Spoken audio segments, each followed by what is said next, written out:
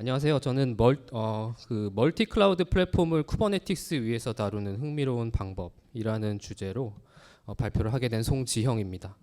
먼저 귀한 시간 내어주셔서 저의 이야기를 여기까지 들으러 와주셔서 정말 감사드리고요. 그러면 발표 시작하도록 하겠습니다.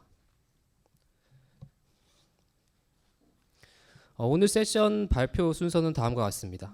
먼저는 오늘의 주제였던 멀티 클라우드 플랫폼, 실체가 지금 오늘 소개드린 이제 클라우드 포레라는 오픈 소스 프로젝트를 소개를 먼저 드리고 시작을 하려고 하고요. 그리고 앞서 이제 한 가지 기쁜 소식을 전해드리면 이 클라우드 포레라는 이 오픈 소스 프로젝트가 얼마 전에 다들 한 번쯤 들어보셨던 그 리눅스 파운데이션이라는 글로벌 오픈 소스 재단에서 정식으로 저희 프로젝트가 등재가 되면서 큰 전환점의 계기를 맞았다는 부분을 먼저 이야기를 드리고 시작을 하려고 합니다. 마지막으로 이제 클라우드 포레가 쿠버네티스 위에서 어떤 좀 기술적 차별점을 통해서 동작되고 있는지에 대한 부분을 좀 더 딥다이브하게 설명을 드리고 이번 세션을 마치고자 합니다. 먼저 시작하기에 앞서서요, 제 소개부터 간단히 드리고 시작을 하도록 하겠습니다. 혹시 메가존 클라우드라는 회사 들어보셨나요? 저는 현재 메가존 클라우드에서 클라우드 플랫폼 랩이라는 연구 조직에서 근무를 하고 있고요.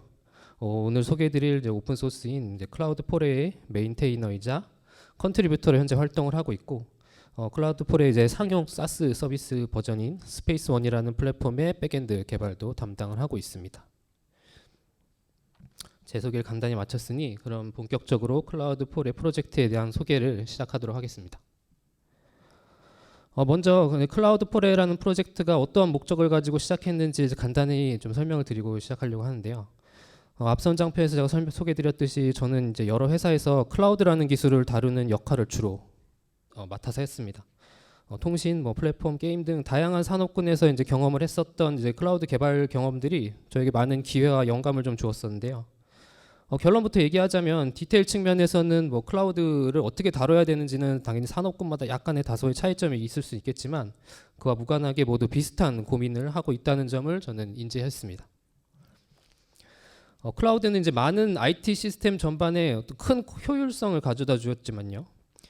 지금 보시는 바와 같이 개발, 또 운영, 그리고 또 그걸 넘어서서 이제 재무, 또 경영진까지 많은 이해관계자들에게 또 각자의 시점에 맞춰서 그동안 겪었던 다양한 어려움을 어떻게 클라우드라는 기술로 해결할 수 있을지, 그런 IT 시스템에 대한 새로운 접근법에 대한 고민을 안겨주는 또 다른 출발이었다고 저는 생각이 들었고요. 특히나 이제 클라우드라는 특정 분야를 좀 더 딥다이브하게 좀 살펴보면 최근 들어는 이제 더욱더 이런 현상들이 좀 많이 나오고 있는데요. 클라우드 상의 이런 운영 관리의 복잡성이 되게 증대되고 있는 현상들을 좀 체감할 수 있습니다. 퍼블릭 클라우드가 이제 굉장히 대중화가 많이 되고요. 하나의 기업에서도 이제 수십 개 또는 수백 개에 이르는 클라우드 계정을 사용하는 업체들도 굉장히 많이 늘고 있고, 하나 이상의 클라우드 프로바이더를 또 도입을 해서 사용하는 멀티 클라우드 패턴도 굉장히 늘고 있는 게 진짜 실정입니다. 여기에 추가로 기존에 이미 IDC에서 운영을 하셨던 가상화라든가 또 오픈스택 같은 걸로 대표되는 이제 프라이빗 클라우드, 또 컨테이너 이런 환경들이 이제 함께 유지가 관리되면서 퍼블릭 클라우드를 또 일부 도입해서 사용하면서 좀 섞어서 이제 하이브리드 형태를 사용하는 게 많은 현실들이 이제 많은 기업에서 이런 형태의 패턴들 많이 사용하고 계시죠. 한눈에 봐도 굉장히 난이도가 올라갈 수밖에 없는 게 현실입니다. 저는 어떤 이러한 이슈들을 효과적으로 좀 해결하기 위해서는 먼저는 흩어져 있는 IT 시스템 정보 통합의 필요성과 또 이렇게 모인 데이터를 언제든지 접근 가능한 접근성 확보가 반드시 필요하다라고 생각을 했고요. 그리고 누구나 이런 데이터를 언제든지 공유 가능한 환경에 반드시 있어야 한다고 생각을 했습니다. 오늘 소개드리는 이제 클라우드 포레라는 이 프로젝트는 이렇게 이제 다변화되고 있는 멀티 클라우드, 하이브리드 클라우드 사용과 함께 이 가운데 여러 이해관계자들이 IT 시스템 전반에 걸쳐서 사용하는 어려움들을 해결하는 데 그 목적을 두고 개발된 프로젝트라고 보시면 됩니다. 특히 멀티 클라우드 플랫폼으로서는 이제 AWS, 애저, 구글과 같은 퍼블릭 클라우드와 또 오픈스택과 같은 프라이빗 클라우드 환경의 다양한 자원의 에셋과 리소스, 비용, 모니터링, 이벤트 이런 데이터들을 통합으로 관리할 수 있는 게 주요 특징이라고 보시면 됩니다. 그럼 본격적으로 클라우드 포레가 어떤 기능을 사용자에게 제공해 줄 수 있는지 조금 더 자세하게 설명을 좀 드려보도록 할게요. 지금 보시는 화면은 이제 클라우드 포레에서 제공하는 콘솔 UI 화면입니다. 첫 번째 주요 기능으로 소개드릴 만한 내용은 이제 다양한 클라우드를 통합해서 관리 가능한 인벤토리, 에셋 관리 기능이라고 보시면 됩니다. 클라우드 포레에서 현재 사용 중인 클라우드 계정을 한 번만 등록을 해 놓으시면 어떤 설정된 스케줄에 따라서 해당 계정에 존재하는 클라우드 리소스 정보를 자동으로 수집을 하고요. 분류 체계에 맞춰서 자동으로 또 카테고라이징을 실시합니다. 또한 이렇게 수집된 데이터는 클라우드 포레에서 지원하는 어떤 쿼리에 따라서 거의 SQL에 준하는 수준의 검색이 지원되고요. 검색어 자동 완성이라든가 뭐 필드 커스터마이징, 엑스 익스포트 같은 다양한 기능들이 연계돼서 동작이 되는 구조입니다. 이렇게 되면 현재 운영 중인 모든 클라우드의 정보를 이제 단일 화면과 단일 인터페이스로 손쉽게 정보 취득이 가능해질 수 있는 환경이 가능해지고요. 또 이렇게 저희가 수집된 데이터의 경우에는 클라우드에서 제공하는 API 100% 근접한 수준의 로우 데이터 형태로 전부 다 저장을 하고 있기 때문에 생각보다 꽤 양이 방대합니다. 이렇게 결정한 이유는 이후에 이제 데이터를 활용해서 분석이나 AI 같은 어떤 백데이터를 활용할 계획들을 다 가지고 있기 때문이고요. 마치 우리 그 굉장히 유명한 토스라는 기업에서 금융자산 정보를 굉장히 확보하는데 많은 투자를 하는 것과 좀 비슷한 맥락이라고 보시면 됩니다. 그리고 이제 클라우드 리소스뿐만 아니라 이제 실시간으로 이제 해당 클라우드 자원의 모니터링 정보도 통합해서 보여주기도 하고요. 자체적으로 변경 관리 기능까지 탑재를 하고 있기 때문에 수집 수행한 이후에 리소스 변경 사항을 이제 수시로 기록을 하고요. 그렇기 때문에 이제 비포 애프터 형태로 어떤 내용이 어떻게 변경이 되었는지를 확인할 수 있도록 제공을 하고 있습니다. 특정 시점에 이제 그 딱 변경되는 그 특정 시점에서 클라우드에서 제공해주는 트레일 기능들이 있어요. 뭐 예를 들면 AWS 클라우드 트레일이라든가 뭐 애저의 액티비티 그로그 같은 것들은 연계를 해서 실제로 API를 통해서 누가 어떤 변경을 가했는지까지도 전부 다 연계해서 보여줄 수 있습니다. 실제로 이 정도로 변경 기록 추적을 제공하는 기업은 클라우드사는 이 정도로 제공해 주는 건 없다고 보시면 돼요. 저희도 이거 실제로 써보니까 꽤 유용하게 많이 사용을 하고 있고요. 네, 그렇습니다. 다음은 코스트 익스플로러 기능입니다. 클라우드를 도입하는 회사의 경우에는 어떤 사용 비용에 대한 정보의 가시성을 확보하는 게 되게 중요합니다.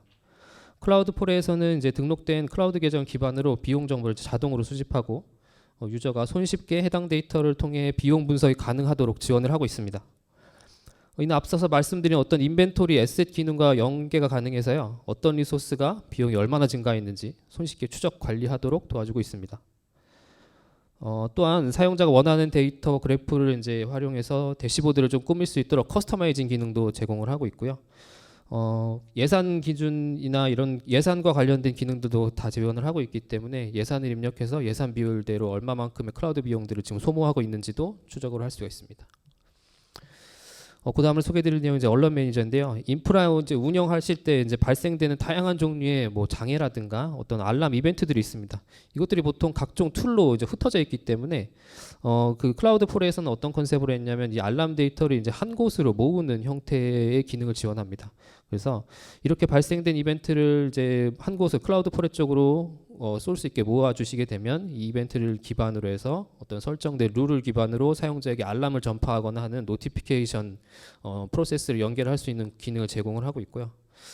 이 또한 이제 나중에 인벤토리 기능과 연계가 되면 다양한 툴에서 이제 발생되는 흩어져 있는 장애 이벤트들의 데이터를 하나씩 축적할 수가 있습니다. 그리고 이제 이거는 이후에 분석이나 AI 형태로 넘어가게 되면 향후 뭐 널리지 베이스에 대한 분석 시스템이나 머신러닝 기반의 예측 시스템으로 다변화시킬 수 있는 방법들을 현재 내부적으로 연구 중에 있고요. 현재는 데이터를 이제 하나씩 이제 모아 나가는 단계라고 보시면 됩니다. 또 클라우드 포레에서 제공하는 이제 모든 기능들은 모두 API 베이스로 동작되고 있어요. 그래서 자체 롤 기반 인증과 권한 처리 기능을 탑재를 하고 있습니다.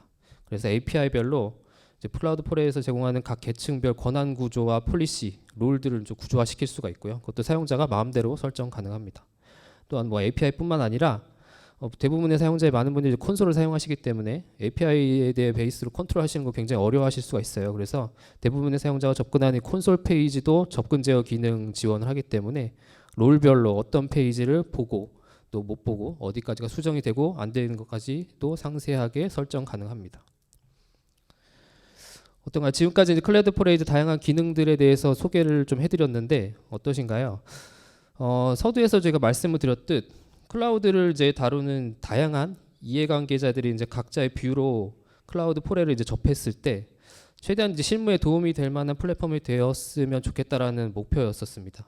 그래서 어떤 이렇게 각 역할별로 페르소나 기반의 기획과 UI, UX에 굉장히 많은 고민을 해서 만들어낸 프로젝트고요. 그리고 이제 저희가 클라우드 포레를 이제 소개를 해드리고 이제 접하신 분들이 대부분이 많은 피드백들을 주셨던 내용들이 있는데요. 이게 오픈 소스임에도 불구하고 완성도가 꽤 높은 콘솔 UI, UX와 디자인을 갖추고 있다라는 부분을 이었습니다. 이는 방금 제가 언급드렸던 어떤 그 콘솔 기획 디자인의 어떤 결과물이라고 보셔도 되고요. 저희 그 다양한 이해관계자는 개발자뿐만 아니라 비개발자분들도 굉장히 많은 타겟군으로 담고 있기 때문에 이런 콘솔에 많은 신경을 썼다라고 보시면 됩니다. 그렇다고 뭐 콘솔 UI에만 저희가 뭐 투자를 하는 프로젝트는 아니라고 보시면 돼요. 자체적으로 CLI 툴까지 갖추고 있습니다. 그래서 스페이스 CTLI라는 이름의 자체 CLI 툴로 지원하고 있고요. 이제 파이썬으로 개발되어 있기 때문에 PIP 인스톨 패키지로 손쉽게 설치도 가능하고 클라우드 폴의 API를 거의 100% 지원을 하고 있기 때문에 저 또한 개발하는 중간에는 대부분은 이 스페이스 CTL이라는 CLI 툴로 연계 작업을 하고 활용하고 있습니다. 또한 뭐 스페이스 CTL 같은 경우에는 단발성으로 API를 날려서 정보를 확인하는 것뿐만 아니라 태스크 기반으로 다수의 API를 연계를 해서 수행 가능한 어플라이 기능도 탑재를 하고 있어요. 이걸 활용을 하면 단순 콘솔에서 제공하는 기능보다 좀 더 높은 활용성을 높일 수가 있습니다. 참고로 이거 스페이스 시티 어플라이 기능은 저희가 좀 즐겨서 사용을 했던 앤서블의 플레이북 실행 방식에서 저희가 모티브를 받아가지고 만든 기능이기도 하고요. 그래서 오른쪽에 보시면은 태스크 실행하는 황몽이 앤서블이 굉장히 비슷하죠. 자, 앞서 설명드렸듯이 클라우드 폴에는 모든 기능이 API로 제공되고 있습니다. 그래서 현재 거의 한 500여 개의 API가 제공되고 있는 꽤 작지 않은 프로젝트라고 보시면 되고요. 현재는 API가 모두 gRPC 기반이기 때문에 저희 GitHub 오르가니제이션에 가셔가지고 프로토버퍼 스펙을 좀 눈으로 보고 확인하실 수도 있고 자동으로 API 문서가 렌더링돼서 반영되는 깃북 페이지도 있으니까 한번 가셔서 확인해 보셔도 좋을 것 같습니다. 클라우드 폴의 이제 아키텍처를 간단히 도식화하면 대충 이런 모양의 형상을 가지고 있어요. 그래서 현재는 모두 쿠버네티스 기반으로 동작을 하고 있고요. 각 기능별로 마이크로 서비스를 구성을 하고 있어서 지금은 현재는 마이크로 서비스가 13개 정도로 구성이 되고 있고요. 각 기능을 통해서 외부와 연동 인터페이스 관련 기능은 모두 플러그인이라는 독특한 구조로 동작이 되고 있습니다. 이 플러그인 관련된 내용은 제가 클라우드 폴의 어떤 뒤이어서 소개드릴 딥다이브 챕터에서 기술적으로 굉장히 좀 자세하게 설명을 드릴 예정입니다. 이제까지 소개드렸던 이제 클라우드 폴의 같은 경우에는 사실 꽤 오래전부터 개발을 시작했었어요. 그래서 메가존 클라우드 고객사를 대상으로 다수의 기업들과 함께 클로즈 베타를 꽤 오랫동안 진행을 해서 안정화를 거친 프로젝트라고 보시면 되고 지난 7월에는 이제 상용 사스 서비스인 스페이스원이라는 이름으로 상용 솔루션까지 출시를 완료했습니다. 현재 스페이스원 기준으로 해보면 이제 관리되고 있는 클라우드 계정의 숫자는 거의 한 2천여 개 어카운트가 넘고 있고요. 이미 80만 개의 클라우드 리소스가 현재 스페이스원을 통해서 관리되고 있습니다. 여기서 이제 발생되는 빌링 데이터는 이제 거의 1억 건이 넘는 로우 데이터를 현재 처리를 하고 있고요. 생각보다 꽤 많은 방대한 데이터를 이제 워크로드 하는 상황에서 돌리고 있는 프로젝트라고 보시면 됩니다. 사실 시작으로 거슬러 올라가면 2019년 정도부터 이제 메가존에 제가 조인을 하면서 이 프로젝트를 시작을 했던 것 같아요. 이후 내부 연구 개발 과정을 거쳐서 한 1년 반 뒤쯤에 베타 테스트를 오픈을 했었고요. 이후 메가존 클라우드의 이제 다양한 고객사들의 이제 지속적인 테스트와 함께 실제 고객 유즈 케이스에 따라서 그들의 피드백을 받아서 어떤 기능이 좀 필요한지 실무적으로 이런 것들을 따라 지속적으로 발전시켜 나갔습니다. 그리고 저희는 이제 여기에 이제 안주하지 않고요. 사실 좀 더 큰 뜻을 좀 잃어보고자 오픈 소스용 프로젝트인 클라우드 포레라는 이름으로 스페이스원과는 별도로 리브랜딩을 하였고요. 오랜 시간 그 리눅스 파운데이션 측과 논의한 끝에 얼마 전에 2022년 10월이죠. 리눅스 파운데이션 정식 프로젝트로 합류하는 데 성공했습니다.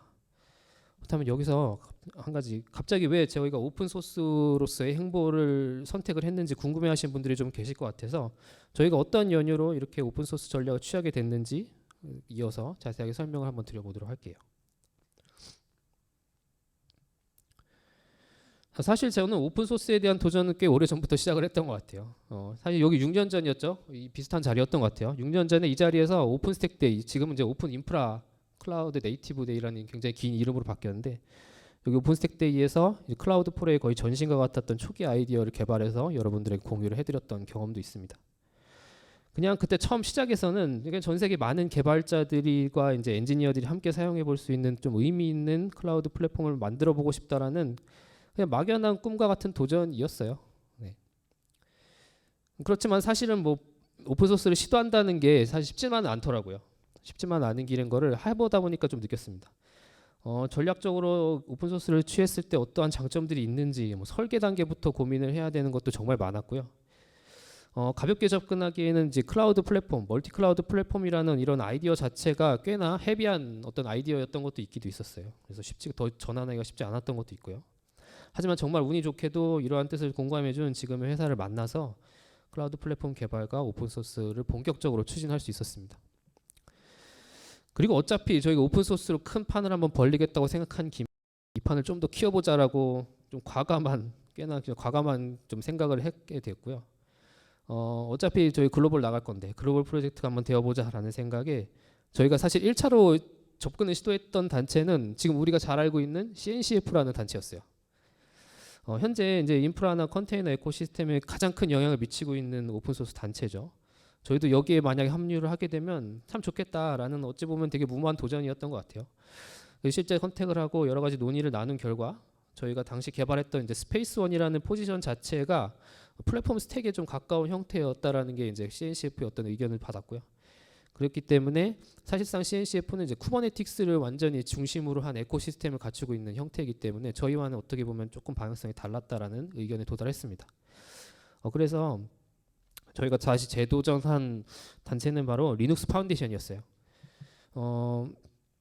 리눅스 파운데이션은 이제 IT에서도 이미 공공재처럼 거의 쓰고 있는 이제 리눅스라는 기술을 보급하는 오픈소스 단체이자 전 세계에서 가장 강력한 재단 중에 하나입니다. 사실 CNCF도 리눅스 파운데이션 산하에 있는 재단이에요. 그 정도로 리눅스 파운데이션이 엄청나게 큰 규모를 자랑하고 있습니다. 저희가 이제 리눅스 파운데이션 측에다가 여러 차례 프로포절 오퍼 메일을 레터로 굉장히 많이 보냈어요. 답도 없기도 하고 그래서 몇 번씩 시도를 하고 굉장히 전달하면서 굉장히 많은 논의를 거친 결과 언제 스페이스원이라는 프로젝트 명과 다 좋은데 그 프로젝트 명이랑 로고가 이미 오픈 소스화를 했을 때 소유권 명칭에 대한 이슈라든가 이런 것들 발생이 될 여지가 좀 있다라는 피드백을 좀 받았습니다. 그래서 저희가 이거에 이제 굴할 수 없죠. 그래서 과감하게 스페이스원이라는 사스 솔루션과 별도의 오픈 소스 리브랜딩을 했습니다. 그래서 뭐 어떤 로고에서부터 저 명칭 이름까지 전부 다 오픈 소스에 맞게끔 완전히 별도의 브랜딩을 새롭게 만들어냈고요.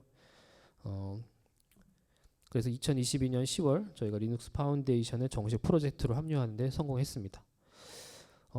이때는 정말 기뻐서 믿어지지가 않았어요. 이게 진짜 가능하구나. 나도 그럼 리눅스 파운데이션의 정식 프로젝트의 메인테이너가 됐다라는 그 생각에 좀 내가 어이가 없기도 하고 좀 믿어지지 않았던 순간이었기도 했습니다.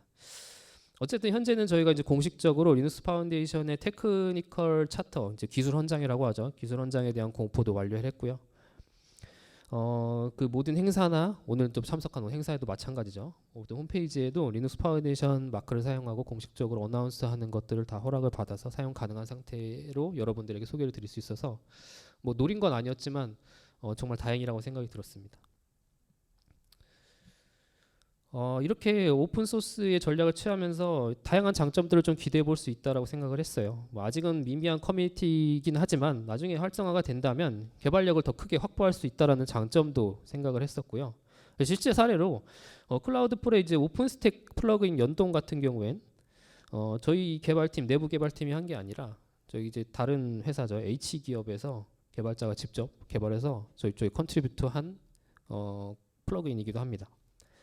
이런 어떤 사례들을 봤었을 때 그 굉장히 저희가 개발력을 확보하는데 좀 유리한 상황으로 흘러갈 수 있다라는 생각도 했고, 다양한 이제 사용자들을 확보함에 따라서 선순환 구조도 가능할 거라고 생각을 했고요. 글로벌 진출에도 굉장히 용이할 거라고 생각을 했습니다. 현재는 이제 이 클라우드 포레를 주제로 한 연구 개발 과제를 대학원생분들과 또는 어떤 해외 대학과 연계를 해서 서브 프로젝트로 기획을 하는 것도 추진하고 있습니다. 지금까지 이제 오픈 소스로서 클라우드 포레에 대한 부분을 설명을 해드렸는데요. 이제부터는 클라우드 포레가 쿠버네티스 위에서 어떤 기술적 차별점을 좀 가지고 동작되고 있는지에 대한 부분을 좀 더 기술적으로 딥다이브하게 한번 살펴보고 세션을 마치고자 합니다. 저희가 이제 클라우드 포레를 처음 개발했을 때 설계상 가장 고민을 많이 했던 부분 중에 하나가 이런 수많은 IT 생태계에 대한 연계 구조였습니다. 어떻게 하면 이렇게 정말 우주보다 넓은 이런 다양한 IT 시스템과의 연계성을 유지를 하고 확장해 나갈 수 있을까에 대한 고민을 했었고요.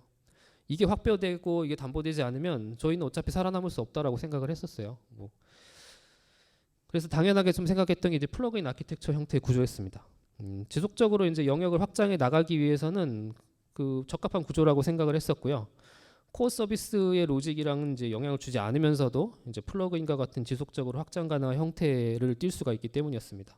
우리가 흔히 알고 있는 오픈스택이나 뭐 여타 여러 시스템들도 모두 이러한 플러그인 아키텍처 형태의 드라이버 구조로 확장해 나가는 구조를 전부 취하고 있습니다. 그래서 크게 다를 바는 없는 구조이긴 하죠. 하지만 저희는 여기에다가 추가로 이 플러그인 구조에 더해서 좀 더 클라우드 네이티브에 어울릴 만한 플러그인 아키텍처 구조를 개발을 하자라는 생각을 했었고요. 그걸 클라우드 포레에 좀 입혀봤습니다. 그에 대한 전제로서 먼저는 클라우드 포레 인프라는 전부 쿠버네티스 위에서 베이스로 동작되는 것을 일단 전제로 깔았고요. 이렇게 해야 쿠버네티스의 장점을 극대화시킬 수 있다고 생각을 했었습니다. 그래서 저희가 내린 결정은 모든 플러그인들은 쿠버네티스의 파드 형태로 구성하는 것을 설계로 애초에 방향을 잡았고요. 그래서 먼저 클라우드 포레 네이티브 형태의 플러그인 구조를 설명을 드리면 내부적으로 이제 코어 서비스랑 플러그인 형태의 서비스로 나뉘어지게 됩니다. 코어는 우리가 설명드렸던 방금 기능적인 그 소개를 드렸던 클라우드 포레 각 기능을 담당하고 있는 서비스라고 보시면 돼요. 그래서 다수의 마이크로 서비스로 구성되어 있고 모두 개별 파드로 동작되는 형태의 구조를 가지고 있습니다. 서로 통신은 gRPC를 하고 있고요. 또한 플러그인은 이제 코어에서 정의한 각 기능을 이제 수행을 직접 할 때 해당 기능에서 제공하는 이제 지원 영역을 이제 확대해 나가는 확장 역할을 하고 있습니다. 그래서 개별 플러그인 또한 마찬가지로 코어와 마찬가지로 파드 형태로 동작이 되도록 전부 구현을 했고요. 그렇기 때문에 플러그인도 각자의 요청을 처리하는 마이크로 서비스에 거의 준하는 형태로 봐도 무방합니다. 그래서 이런 플러그인들은 현재 모든 명령을 코어로부터 전달을 받아서 처리를 하도록 구현을 했고요. 코어 플러그인 또한 gRPC로 통신하는 구조를 띠고 있습니다. 나중에 추후 이제 확장성을 이제 고려를 해서 플러그인들이 이제 다량으로 확장할 수 있다라고 생각을 했었어요. 플러그인 자체에 대한 그래서 네임스페이스를 맞은 분리를 해서 별도로 구성을 했었고요. 이거 이제 인벤토리라는 마이크로 서비스 하나를 떼와서 한번 요걸 이제 예를 들어서 한번 설명을 드리도록 하겠습니다. 먼저 인벤토리는 이제 클라우드 리소스 정보를 관리하고 수집하는 에셋 관리 기능을 담당을 하고 있는데요. 만약에 이제 클라우드 포레 사용자가 AWS 리소스 정보를 수집하고 싶다라고 가정을 해보면 인벤토리는 먼저 AWS 정보를 수집하는 콜렉터인 AWS 콜렉터 플러그인을 배포를 해서 파드를 배포해서 그 역할을 수행할 수 있도록 그 플러그인을 동작을 시키게 됩니다. 만약에 해당 역할을 수행하는 콜렉터 플러그인 파드가 이미 존재하고 있다면 그걸 그냥 다시 재사용하면 되는 거고요. 이때 이제 AWS에서 이어서 사용자가 나는 애저도 정보를 추가로 정보를 수집하고 싶다라고 가정을 해보면 사용자는 애저 콜렉터 플러그인을 또 추가로 배포해서 애저 리소스 정보를 수행하게 됩니다. 플러그인이 만약 사용자 요청에 따라서 굉장히 유동적으로 배포가 되고 만약 플러그인이 지속적으로 사용되지 않고 있다, 한번 수집하고 더 이상 사용되지 않고 있다라는 것도 이제 내부적으로 계속 스케줄링해서 확인을 하게 되고요. 그렇게 해서 사용되지 않는 파드들은 자동으로 정리를 수행을 합니다. 이후 재요청이 있으면 다시 동적으로 그 플러그인 다시 배포해서 수집 명령을 수행하게 되고요. 이렇게 하는 데는 파드 자체가 어차피 수초면 충분히 러닝을 하는데 충분한 시간이기 때문에 사용자가 그걸 인지하고 느끼는 데는 큰 시간적 그 불편함은 없었습니다. 그래서 수집 시 사용되는 플러그인 자원을 최대한 효율화하면서도 그 장점을 그대로 누릴 수 있는 구조라고 보시면 될 것 같고요. 추가로 이렇게 파드 형태로 구성하게 되면 또 여러 가지 장점들을 또 누릴 수가 있어요. 플러그인마다 이제 완전히 별도의 라이프 사이클을 가져서 배포를 할 수 있기 때문에 서로 영향 없이 독립적으로 업데이트를 수시로 할 수 있다는 장점들을 가지고 있습니다. 만약 AWS 콜렉터 플러그인에서 버그가 발견했다고 생각을 해보면 해당 버그를 이제 수정을 하고 컨테이너 이미지의 버전만 업데이트를 한 다음에 새로 배포를 해주면 끝이에요.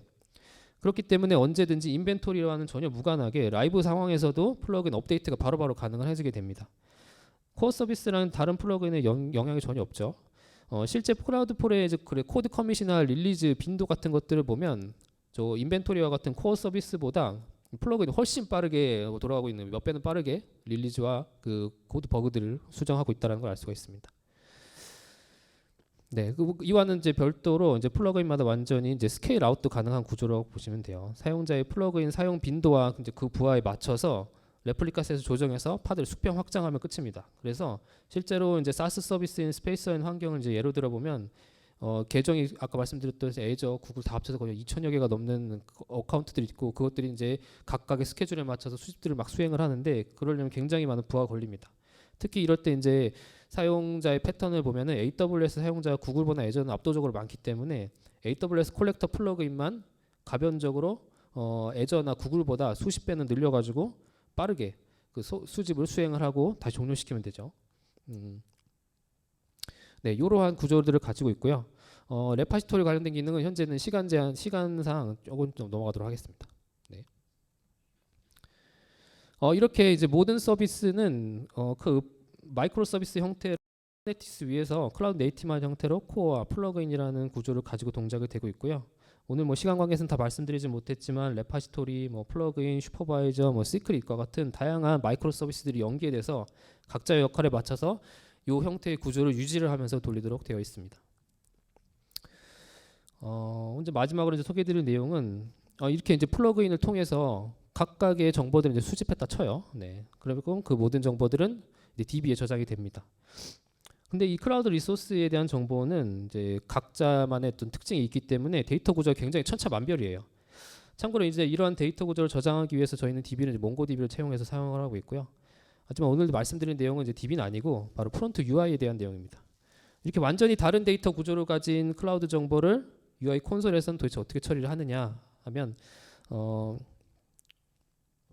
네. 좀 요 구조를 보시면 실제로 뭐 ELB 정보라든가 뭐 애저의 버추얼 네트워크, 그 세 번째는 이제 구글의 이제 펍섭이라는 서비스에 데이터를 수집했던 제이슨 데이터 결과물입니다. 완전히 구조가 다르죠. 이 모든 것들을 프론트가 해석을 해서 이런 식으로 렌더링을 하는 것 자체가 사실상 거의 불가능하다고 보시면 돼요. 그런 상황에서 갑자기 오픈스택 콜렉터가 들어왔다고 칩시다. 그러면 어떻게 될까요? 프론트엔드는 이제 한계에 도달하겠죠. 즉 프론트에 대한 개발 리소스 사이클이 플러그인 전체 서비스의 어떤 개발 완결성에 영향을 미치는 형태가 되게 됩니다. 그래서 저희가 이제 채택을 했던 방법은 다이나믹 레이아웃이라는 구조를 잡았고요. 각 그 데이터 프레젠테이션에 대한 정의를 플러그인에서 자체적으로 처리하도록 구조화시켰다라는 겁니다. 이것을 이제 클라우드 리소스 정보를 수집할 때 메타데이터로 계속 다 들고 다니도록 만들었고요. 그리고 프론트는 그러면은 이 메타데이터를 해석을 해서 읽어서 기계적으로 콘솔에서 그 규칙에 맞게 그냥 그려주는 겁니다. 일종의 프론트를 멀티 클라우드로 소화하기 위한 프레임워크화 시켰다라고 보시면 돼요. 이렇게 함으로써 플러그인 개발과 프론트엔드 개발 사이클을 완전히 분리 독립시킬 수 있었습니다. 이런 식으로 이제 구조를 잡았기 때문에 플러그인 개발자가 단독적으로 완결적으로 개발을 처리할 수 있는 구조를 잡게 됐고요.